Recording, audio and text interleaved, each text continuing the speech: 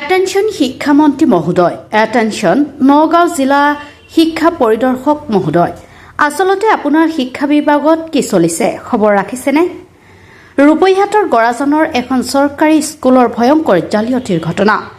জয়গুৰু উচ্চ মাধ্যমিক বিদ্যালয়ৰ প্ৰধান শিক্ষয়িত্ৰীৰ অবাধ দুৰ্নীতি।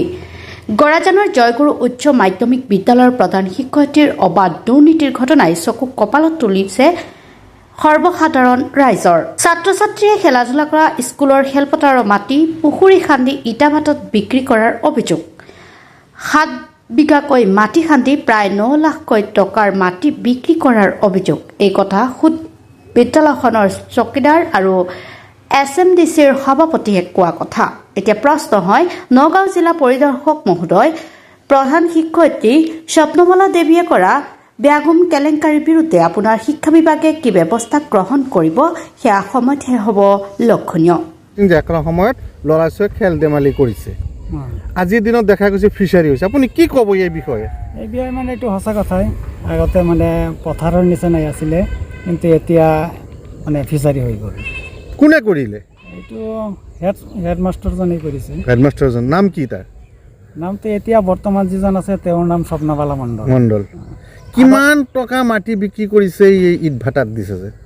9 লাখ, অনুমান 9 লাখ টকা মান হ'ব আৰু। 9 লাখ টকা মাটি চৰকাৰী মাটি বিক্ৰী কৰি দিছে। এতিয়াও চলি আছে, এতিয়া গৈয়ে আছে মাটি। গৈ আছে মাটিখিনিতো স্কুলৰ নামৰ মাটি। স্কুলৰ নামৰ মাটি চৰকাৰীভাৱে স্কুলৰ হাতত আছে। স্কুলৰ হাতত আছে। আৰু হেডমাষ্টাৰতো এইটো স্কুলৰে। এইটো স্কুলৰে।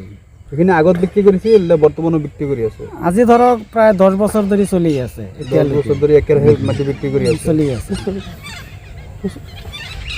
এইখিনি স্কুলৰ নামত আছিলে, স্কুলৰ খেলপথাৰ হিচাপে আছিলে। স্কুলৰ আগতে প্ৰয়াত দীনেশ চন্দ্ৰ মণ্ডল তেখেতে ডনেট কৰিছিলে। তাৰপিছত এইখিনি মাটি আকৌ টকাৰ বিনিময় হৈছে। 5 লাখ টকা দিয়া হ'ল আৰু 2.5 লাখ টকাৰ বিনিময়ত বন্ধকত আছিলে। বন্ধকত থকাৰ পিছত মাটিখিনি সিহঁতে বুক কৰি আছে।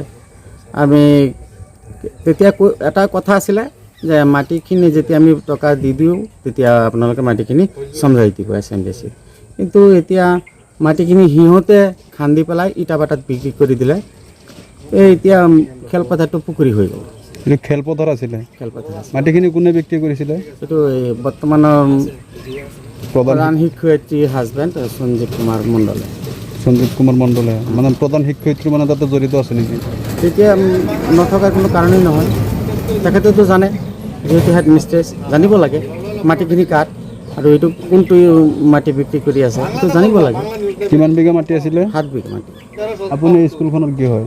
মই SMDC প্ৰেচিডেণ্ট হয়। SMDCৰ আপুনি সভাপতি হয়? হয় হয় হয়। স্কুলখনৰ নাম কি? জয়গুৰু হাই স্কুল পোৱামৰা। এতিয়া বিভাগীয় কৰ্তৃপক্ষক কি ক'ব, ঊৰ্ধ্বতন কৰ্তৃপক্ষক?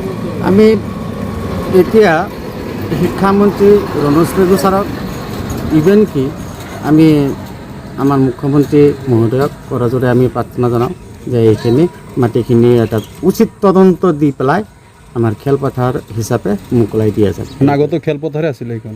আগতে নাই, আগতে খেলপথাৰ মানে কি মাটিখিনি দিয়া হৈছিলে, কিন্তু মাটিখিনি আপোনাৰ এই খেতি কৰা অৱস্থাত লেভেলত আছিলে। এতিয়া পুখুৰীত পৰিণত হৈছে। এতিয়া পুখুৰীত পৰিণত হৈছে। মাটিখিনি বিক্ৰী কৰিলে। মাটিখিনি বিক্ৰী কৰিলে।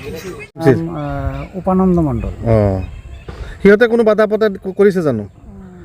এইটোতো আমি দেখা নাই। প্ৰধান শিক্ষয়িত্ৰীজনৰ নাম? স্বপ্নবালা মণ্ডল। আৰু স্কুলখনৰ নাম? জয়গুৰু হাই স্কুল।